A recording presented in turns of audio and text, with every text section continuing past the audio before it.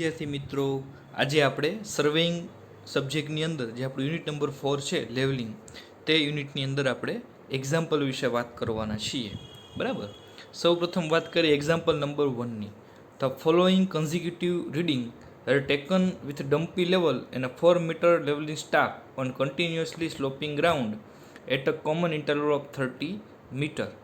1.100, 0.950, 1.400, 1.980, 2.600, 3.475, 3.860, 0.420, 1.560, 2.200.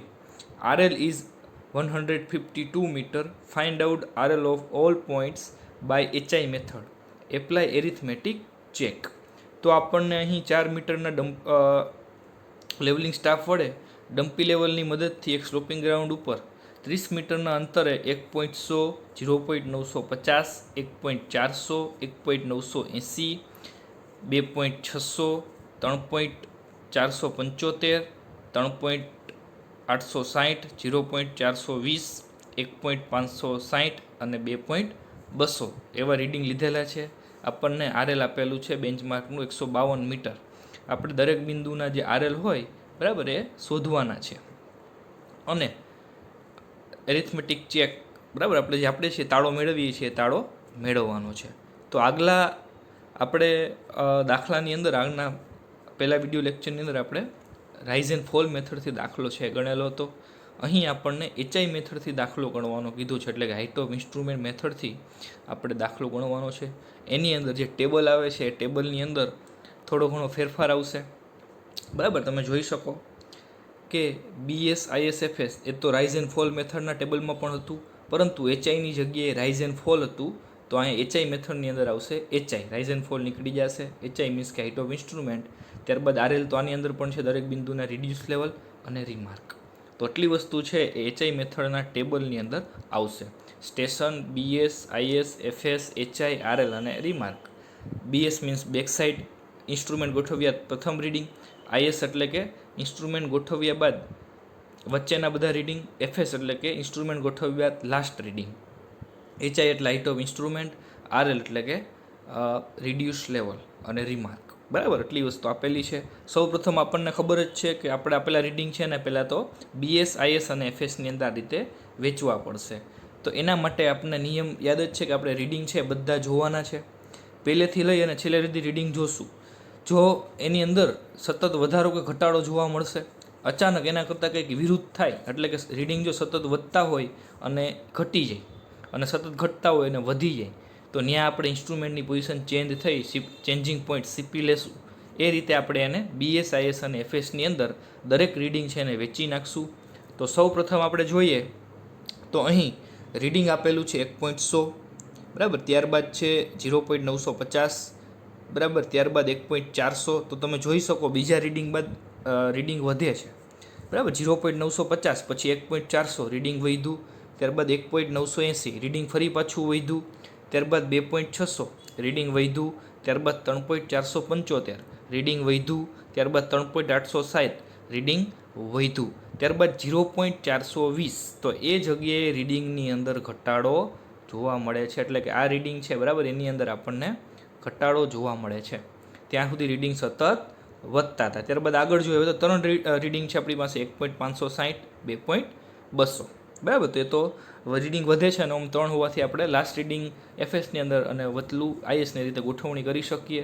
તો તમે જોઈ શકો રીડિંગની અંદર બરાબર આથી આ ગાળા સુધી રીડિંગ છે એ સતત આપણા વધતા હતા. ત્યારબાદ અચાનક રીડિંગની અંદર ઘટાડો આવ્યો, બરાબર, 0.420. તો આપણે એવું કહી શકીએ કે 1.100થી 3.860 સુધી, બરાબર. 1.100થી અહીં આપેલું છે અને 3.860 સુધી ઇન્સ્ટ્રુમેન્ટની પોઝિશન સેમ રહે છે, એમાં કોઈ બદલાવ થતો નથી. પરંતુ 3.860નું રીડિંગ પૂરું થાય એટલે કે 0.420ના રીડિંગથી ઇન્સ્ટ્રુમેન્ટની પોઝિશન બદલેલી છે, એટલે કે ઇન્સ્ટ્રુમેન્ટને શિફ્ટ કરી અને ત્યારબાદ રીડિંગ લીધેલા છે. તો ત્યાં આપણો શું આવી જશે? Changing point. તો આપણે રીડિંગને વેચી નાખીએ. પહેલાં 1.100થી 3.860 સુધીના જે રીડિંગ છે એને આપણે વેચી નાખીએ.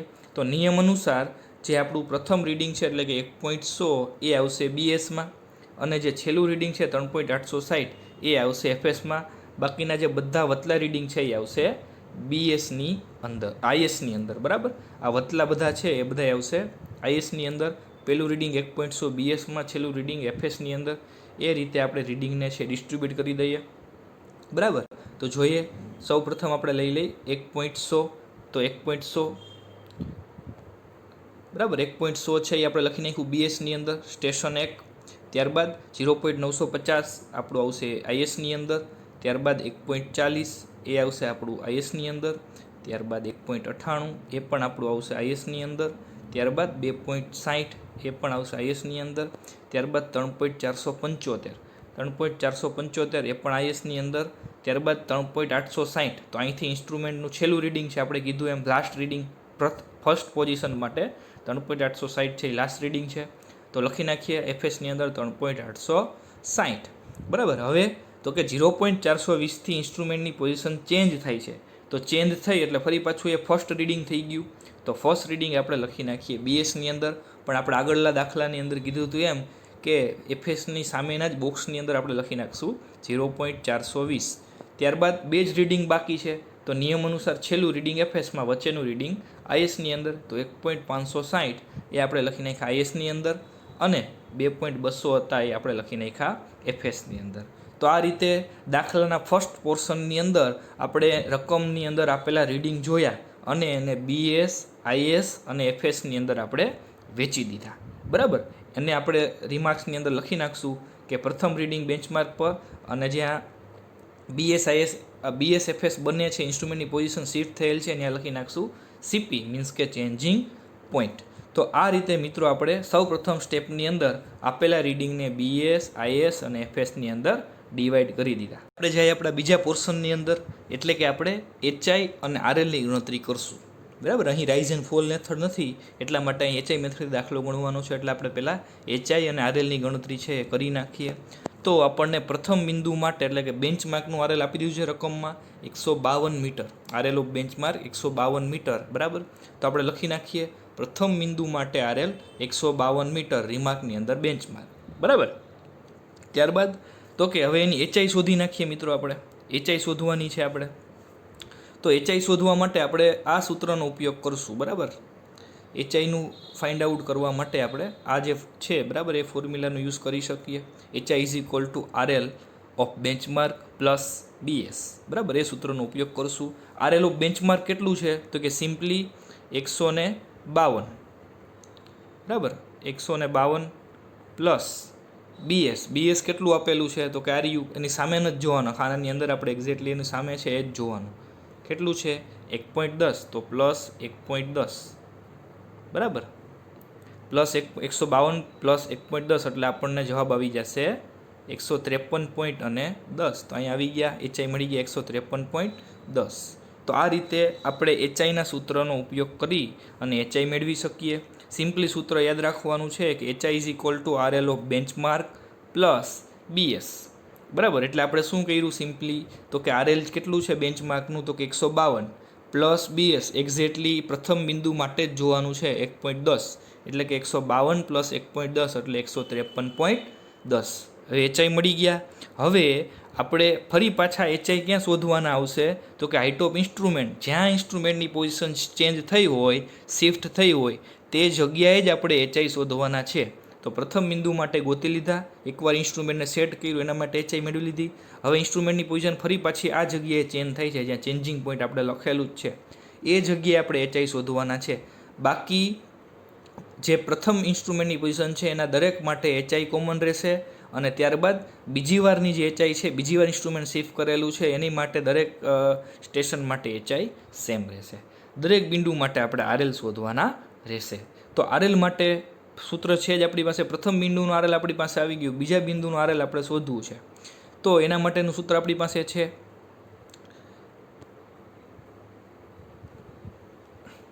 બરાબર. આ સૂત્ર છે એનો આપણે ઉપયોગ કરી લઈએ.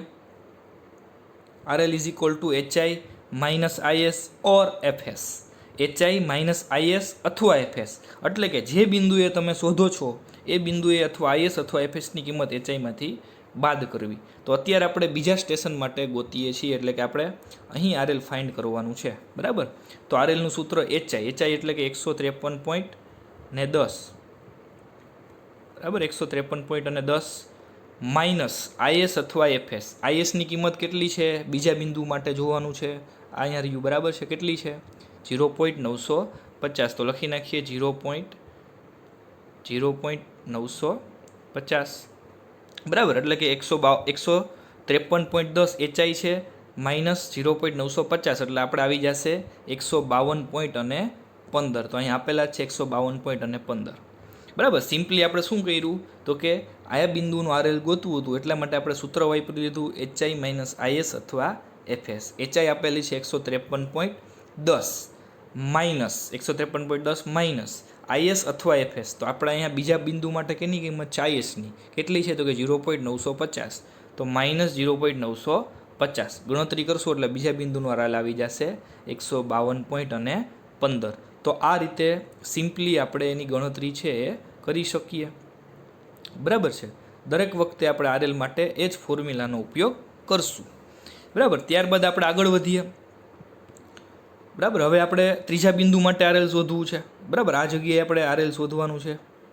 તો એના માટે શું કરશું તો કે ફરી પાછું આરએલનું સૂત્ર તો આ જ રહીએ, એચઆઈ માઇનસ આઈએસ અથવા એફએસ. એચઆઈની કિંમત 153.10, બરાબર, માઇનસ એની સામે ફરી પાછી કઈ કિંમત છે આઈએસની, એટલે કે આ એચઆઈ છે એમાંથી આપણે માઇનસ આઈએસ કરી નાખીએ, એટલે આપણને એની ઉપરથી શું મળી જશે તો કે આપણું આરએલ, બરાબર. તો એ જ રીતે આપણે કરી નાખ્યું 153.10 માઇનસ 1.40, એટલે આપણે આવી જશે 151.7, બરાબર. તો આ રીતે આપણે છે એ એક પછી એક દરેકની આરએલ છે એ એચઆઈ ઉપરથી શોધી શકીએ, બરાબર. હવે આગળ વધીએ, 151.7 આવી ગયા. હવે નેક્સ્ટ તો કે 153.10 માઇનસ 1.98, એટલે આવી જશે 151.15.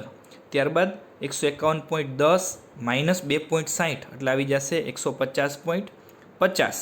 ત્યારબાદ 153.10 માઇનસ 3.475, એટલે આવી જશે 149.625. હવે અહીંયા આવશો એટલે આપણે એવું થશે કે અહીંયા ફરી પાછી આપણે આરએલ ગોતવાની છે, એચઆઈ ગોતવાની છે, પણ સૌ પ્રથમ આપણે શું ગોતશું આરએલ, અને આરએલ ઉપરથી પછી આપણે એચઆઈની ગણતરી કરશું. તો પહેલાં આરએલ ગોતી લઈએ. આરએલ ગોતવા માટે શું છે સૂત્ર હોય તો ખ્યાલ જ છે, એચઆઈ 153.10 આ બિંદુ માટે ગોતીએ છીએ. તો એ બિંદુ માટે કઈ કિંમત છે, આઈએસની કિંમત નથી, જો એફએસ છે એટલે એફએસનો ઉપયોગ કરશું. તો 153.10 માઇનસ 3.86, એટલે આવી જશે 149.24. હવે આ જે 149.24 આરએલની કિંમત આવી એના ઉપરથી આપણે એચઆઈની કિંમત ગોતી લઈએ. તો 149.24 આરએલ આવી ગયું. એચઆઈનું સૂત્ર છે આરએલનું ઓફ બેન્ચમાર્ક પ્લસ બીએસ. હવે આરએલ આપણા માટે આ છે, એટલે કે 149.24 પ્લસ બીએસની કિંમત છે એ જ બોક્સની અંદર 0.420, એટલે કે 149.24 પ્લસ 0.420, એટલે મળી જશે 149.66. તો આ રીતે એ પણ એચઆઈ મળી ગઈ. હવે ફરી પાછા આરએલ ગોતવાના નવી એચઆઈ ઉપરથી. તો અહીં આપણે આરએલ ગોતવાનું છે, તો 149.66 માઇનસ અહીંયા છે આઈએસની કિંમત એટલે માઇનસ 1.56, 149.66 માઇનસ 1.56 એટલે 148.10. ત્યારબાદ ફરી પાછું અહીંયા આરએલ શોધવાનું છે, એચઆઈ 149.66, અહીં એફએસનું મૂલ્ય છે તો 149.66 માઇનસ 2.20 એટલે 147.46. તો આ રીતે મિત્રો આપણે દરેક બિંદુના આરએલ મેળવી લીધા અને ચેન્જિંગ પોઈન્ટ છે ત્યાં આપણે એચઆઈની કિંમત શોધી લીધી. સિમ્પલ આપણે આ બે જ ફોર્મ્યુલાનો ઉપયોગ કર્યો. એચઆઈ શોધવા માટે HI is equal to RL of benchmark plus BS, અને આરએલ શોધવા માટે HI minus AS or FS. જ્યાં એચઆઈ અને આરએલ બંને આવે છે ત્યાં એક ધ્યાન રાખવાનું છે, પહેલાં આરએલ છે એની ઉપરથી એચઆઈ શોધવાની છે. એ જ રીતે અહીંયા પહેલાં આરએલ ગોઈતું એની ઉપરથી એચઆઈ મેળવી, પછી નવી એચઆઈ મળે એટલે આપણે એની ઉપરથી આરએલની ગણતરી કરીએ, બરાબર. સૌ પ્રથમ બે જગ્યાએ એચઆઈ આરએલ ભેગા થાય છે ત્યાં આપણે આરએલ ગોતીએ, એના ઉપરથી એચઆઈની કિંમત શોધીએ છીએ, બરાબર. તો આ હતું આપણું સેકન્ડ સ્ટેજ કે જેની અંદર આપણે એચઆઈ અને આરએલની ગણતરી કરી, બરાબર છે. એ આપણે આપણા દાખલાના ત્રીજા સ્ટેપ તરફ એટલે કે એનો તાળો મેળવી લઈએ, બરાબર. તો તાળો મેળવવા માટે આપણે એરિથમેટિક ચેક આપણા રકમની અંદર પણ આપણને મેળવવાનું કીધું છે.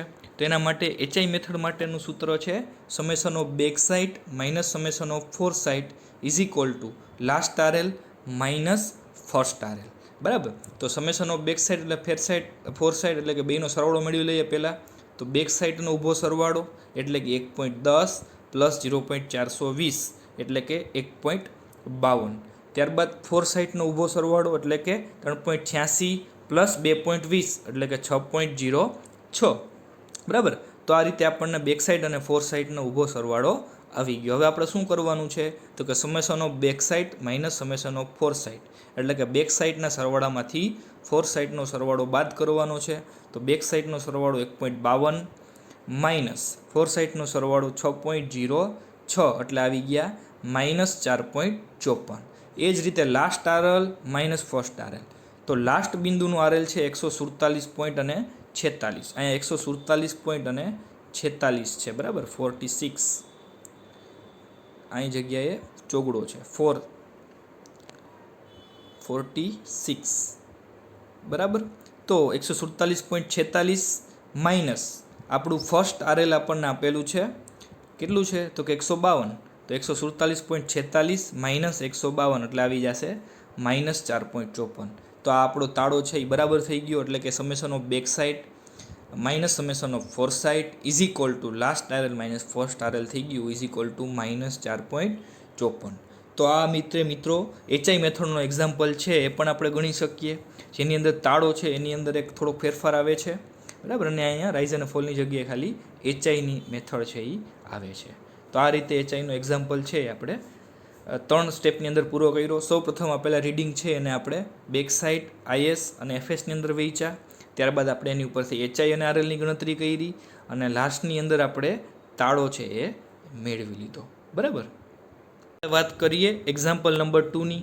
The following consecutive reading were taken with dumpy level 1.800, 2.565, 3.805, 4.020, 1.960, 1.705, 1.595, 1.365, 2.540, 2.005, 3.145. The instrument was shifted after 4th and 7th reading. The RL of first reading is 100.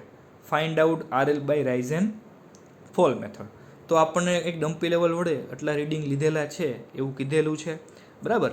અને અહીં આપણને એવું મેન્શન કરી દીધેલું છે કે ઇન્સ્ટ્રુમેન્ટ છે એને ફોર્થ અને સેવન્થ રીડિંગ પછી શિફ્ટ કરેલું છે. પ્રથમ બિંદુનું આરએલ છે બરાબર એ આપણને આપી દીધું છે 100 અને આપણે બીજા બિંદુઓના આરએલ રાઇઝ અને ફોલ મેથડની મદદથી ગોતવાના છે. તો આપણે જાણીએ છીએ એમ કે રાઇઝ અને ફોલ મેથડની અંદર બરાબર આપણે આ પ્રકારનું ટેબલ ડ્રો કરીએ છીએ. એટલે કે station, back side, intermediate side, fore side, rise, fall, RL અને રિમાર્ક. આગલા દાખલામાં એચઆઈ મેથડ હતી તો રાઇઝ એન્ડ ફોલની જગ્યાએ અહીં એચઆઈ હતું. અહીં રાઇઝ અને ફોલ આવશે. બરાબર. આટલો ડિફરન્સ છે એની અંદર પડે છે. બરાબર. તો હવે આપણને કીધું છે કે અહીં આપણે રીડિંગ છે એ પહેલાં દાખલાની અંદર જોયું તો કે આપણે દરેક રીડિંગને ચેક કરેલા હતા. પણ અહીં આપણને શરત આપી દીધી છે કે ફોર્થ બરાબર એટલે કે ચોથા અને સેવન્થ એટલે કે 7માં રીડિંગ પછી ઇન્સ્ટ્રુમેન્ટને શિફ્ટ કરેલું છે એવું આપણે કહી દીધું કે ચોથું રીડિંગ અને 7મા રીડિંગ પછી ઇન્સ્ટ્રુમેન્ટને ચેન્જ કરેલું છે. એટલે કે આપણને ચેન્જિંગ પોઈન્ટ આપી દીધા છે. આપણે રીડિંગને ચેક કરવાની જરૂર પડશે નહીં. જે આપણે આગળનો દાખલો જોયો એની અંદર આપણે દરેક રીડિંગ છે ને જોઈ ચકાસી અને પછી આપણે ચેન્જિંગ પોઈન્ટ નક્કી કરેલા હતા. પરંતુ આ દાખલાની અંદર આપણને ચેન્જિંગ પોઈન્ટ આપી દીધા છે કે ચોથા અને 7મા રીડિંગ બાદ ઇન્સ્ટ્રુમેન્ટને શિફ્ટ કરેલું છે. તો આપણે જોઈ લઈએ ચોથું ને 7મું રીડિંગ કયું છે.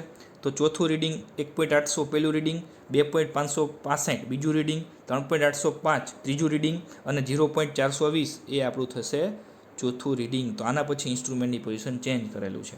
ત્યારબાદ 1.960 પાંચમું રીડિંગ, 1.705 છઠ્ઠું રીડિંગ અને 1.595 આપણું 7મું રીડિંગ.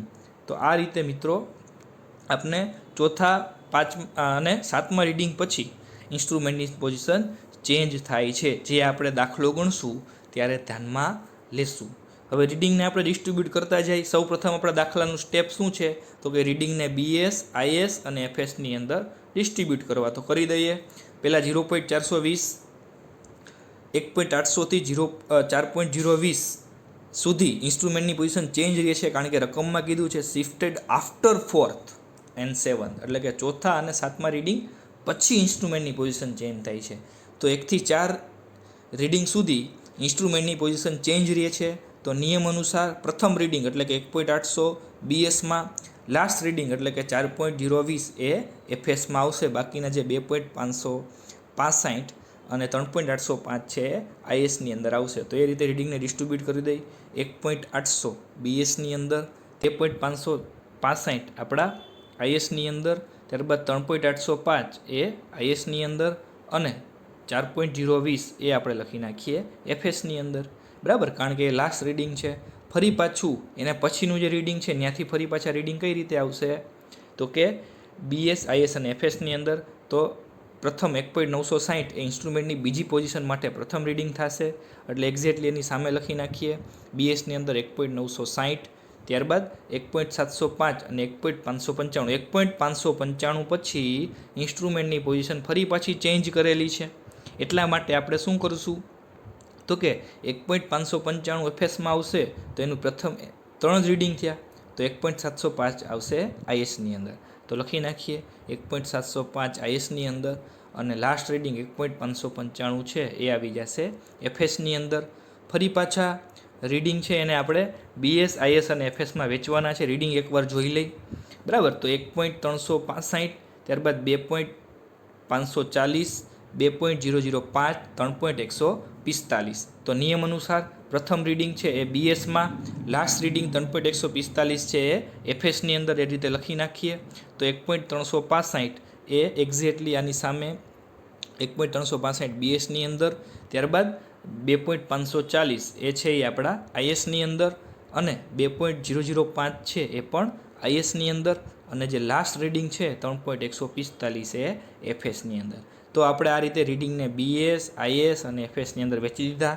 આ દાખલાની અંદર આપણે એવું કહી દીધું હતું કે ચોથા અને સાતમા રીડિંગ બાદ ઇન્સ્ટ્રુમેન્ટની પોઝિશન ચેન્જ થાય છે, એટલા માટે આપણે એ ધ્યાનમાં લીધું અને ઇન્સ્ટ્રુમેન્ટની પોઝિશન છે ચોથા અને સાતમા રીડિંગ બાદ ચેન્જ કરી નાખી. બરાબર, તો આ રીતે મિત્રો આપણે દાખલાની ગણતરી છે એ કરવાની છે. હવે આપણે જે રિમાર્ક્સ એ લખી નાખીએ, એટલે કે પ્રથમ રીડિંગ ઉપર બેન્ચમાર્ક. બરાબર, જ્યાં બંને રીડિંગ લીધેલા છે ઇન્સ્ટ્રુમેન્ટની પોઝિશન ચેન્જ થાય છે ત્યાં લખી નાખીએ સીપી અને ત્યારબાદ બીજા પોઈન્ટ પણ લખી નાખીએ સીપી. એ રીતે ચેન્જિંગ પોઈન્ટ લખી નાખ્યું. બરાબર, તો ફર્સ્ટ આપણે ફેઝ પૂરું કર્યું, રીડિંગને બીએસ, આઈએસ અને એફએસની અંદર વેચી દીધા. બરાબર છે. આપણે બીજા સ્ટેજની અંદર જઈએ, એટલે કે રાઇઝ એન્ડ ફોલની ગણતરી. બરાબર, તો રાઇઝ એન્ડ ફોલની ગણતરી માટે આપણે નિયમ યાદ જ છે કે જો બીજું રીડિંગ છે એ પ્રથમ રીડિંગ કરતાં મોટું હોય તો એ બેયનો તફાવત ફોલની અંદર લખવો, અને જો બીજું રીડિંગ પ્રથમ રીડિંગ કરતાં નાનું હોય તો એ બેયનો તફાવત રાઇઝની અંદર લખવો. એ પ્રમાણે આપણે ગણતરી કરશું. તો પ્રથમ પહેલાં રાઇઝ અને ફોલમાં ડેશ કરી નાખીએ. બીજા બિંદુથી ચેક કરીએ તો બીજું બિંદુ છે 2.565, એનું પ્રથમ રીડિંગ છે 1.800. તો 2.565 1.800 કરતાં મોટા છે, એ બેયનો જે તફાવત આવશે એટલે કે 0.765 એ ફોલમાં લખશું. ત્યારબાદ 3.805 એની પહેલાંનું બિંદુ છે 2.565, તો 3.805 છે 2.565 કરતાં મોટા છે, એટલે કે એ બેયનો જે તફાવત આવે 1.24 એ લખશું આપણે ફોલની અંદર. ત્યારબાદ આ બિંદુ માટે જોઈએ, તો આ બિંદુ માટે આપણે યાદ જ છે આપણે કઈ રીતે જોઈએ છે, તો કે પહેલાં આ બેયને કન્સિડર કરવાના છે. બરાબર, પહેલાં આ બેયને કન્સિડર કરશું. તો એ બે માટે જોઈએ તો કે 4.020 અને 3.805. તો 4.020 છે એ 3.805 કરતાં મોટા છે, તો એ બેયનો તફાવત આપણે લખશું ફોલની અંદર, એટલે કે 0.215. ત્યારબાદ હવે બાકીના જે બે રીડિંગ છે એ બે માટે જોઈએ, એટલે કે આ બે માટે. બરાબર, તો એ બે માટે જોઈએ તો 1.705 અને 1.960. તો અહીં બીજું રીડિંગ પહેલાં કરતાં નાનું છે. જો આ બધા કેસમાં કેવું હતું, તો કે બીજું રીડિંગ છે એ પહેલાં કરતાં મોટું છે, 2.565 1.800 કરતાં મોટા, એટલે તફાવત ફોલમાં લખ્યો. પરંતુ આ જગ્યાએ તો કે આ જે બીજું રીડિંગ છે 1.705 એના પ્રથમ રીડિંગ કરતાં, એટલે કે 1.960 કરતાં નાનું છે. બરાબર, એટલે કે એ બેનો તફાવત શેમાં લખશું? રાઇઝની અંદર. તો અહીં રાઇઝની અંદર જ લખેલો છે. તફાવત કેટલો આવશે? તો કે 1.960 માઇનસ 1.705 એટલે કે 0.255 જે રાઇઝમાં લખ્યું. બરાબર. ત્યારબાદ આગળ વધીએ અહીંયા આ જગ્યા પર તો કે 1.595 એની આગળ 1.365. તો 1.595 કરતાં 1.365 છે કેવા છે?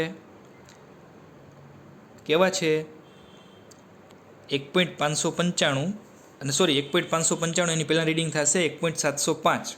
બરાબર. તો 1.595 કરતાં 1.705 કેવા છે? મોટા, એટલે કે બીજું રીડિંગ પ્રથમ કરતાં નાનું થયું. તો એ બેનો તફાવત રાઇઝની અંદર આવશે. એટલે કે 1.595 માઇનસ 1.705 એટલે 0.11. ત્યારબાદ આ બિંદુ માટે ગોતીએ તો 2.54 એનું પ્રથમ રીડિંગ છે 1.365. બરાબર. આ બંને માટે આપણે જોઈએ છીએ, કન્ફ્યુઝન ન થાય આ બંને માટે. હવે તો એના માટે શું છે? તો કે 2.54 અને 1.365. તો 2.54 1.365 કરતાં મોટા છે. એટલે સિમ્પલી આપણે શું કર્યું? તો કે એનો બેનો તફાવત બીજું રીડિંગ પ્રથમ કરતાં મોટું હોવાથી ફોલમાં લખ્યું 2.54 માઇનસ 1.365 એટલે 1.175. બરાબર. એ જ રીતે આ બિંદુ માટે જોઈએ આપણે તો અહીં 2.005 એની પહેલાં રીડિંગ છે 2.54. તો 2.005 2.54 કરતાં કેવા છે? નાના છે. એટલે બીજું રીડિંગ પ્રથમ કરતાં નાનું. તો તફાવત રાઇઝમાં તફાવત 0.535. ત્યારબાદ લાસ્ટ રીડિંગ માટે 3.145 અને 2.005. તો 3.145 બીજું રીડિંગ, 2.005 પહેલું રીડિંગ. તો બીજું રીડિંગ પહેલાં રીડિંગ કરતાં કેવું છે? મોટું. તો તફાવત ફોલની અંદર 1.14. તો આ રીતે બીજું રીડિંગ પ્રથમ રીડિંગની સાપેક્ષમાં જો મોટું હોય તો તફાવત ફોલમાં, એ જ રીતે જો બીજું રીડિંગ પ્રથમ રીડિંગ કરતાં નાનું હોય તો તફાવત રાઇઝની અંદર. એ રીતે આપણે રાઇઝ અને ફોલની અંદર ડિવાઈડ કરી દીધા. બરાબર. અહીં જો કન્ફ્યુઝન થતું હોય પ્રથમ અને બીજા રીડિંગમાં, પહેલું અને બીજા રીડિંગમાં, તો બીજું રીડિંગ પહેલું રીડિંગ કઈ રીતે જોઈએ છે? ધારો કે આપણે આ પોઈન્ટની અંદર ઊભા હોય તો આઈએસની પહેલાં કઈ રીડિંગ લીધેલું હોય? તો કે બીએસનું. એ રીતે આપણે જોઈએ છીએ. ધારો કે એફએસની અંદર ઊભા હોઈએ તો એ ધારો કે બીજું રીડિંગ થયું, તો એનું પહેલાંનું રીડિંગ કયું થશે? તો કે બીએસ પહેલાં કયું રીડિંગ લઈએ છીએ? આઈએસનું. એટલા માટે આપણે આ રીડિંગ લીધું. બાકી આ બીએસ છે, એફએસનું રીડિંગ લીધા બાદ આપણે બીએસનું રીડિંગ લઈએ. બીએસ પહેલાં આઈએસ આવે. બરાબર. તો આ રીતે આપણે બીજું અને પ્રથમ રીડિંગ ઉપરથી આપણે રાઇઝ અને ફોલની ગણતરી કરી નાખી. બરાબર. આપણે આરએલની ગણતરી કરવાની છે. તો આરએલની ગણતરી માટે પ્રથમ બિંદુનું આરએલ આપણે આપી દીધું છે 100. તો એ લખી નાખીએ 100. બરાબર. હવે બાકીના બિંદુના આરએલ માટે આપણે રાઇઝ અને ફોલ ધ્યાનમાં લેવાના છે. જો રાઇઝ આપેલા હોય બરાબર તો એ પ્લસ કરી દેવાના છે અને ફોલ આપેલા તો એ માઇનસ કરી દેવાના છે. બરાબર. એ નિયમ આપણે યાદ રાખશું કે રાઇઝ આપેલા હોય એ રાઇઝને પ્લસ કરશું અને ફોલ આપેલા હોય એને માઇનસ કરશું. બરાબર. તો જોતા જઈએ. પેલું 100, ત્યારબાદ ફોલ છે એટલે કે 100 માઇનસ 0.765 એટલે 99.235. 99.235 માઇનસ 1.24 એટલે 97.995. 97.995 માઇનસ 0.215 એટલે 97.78.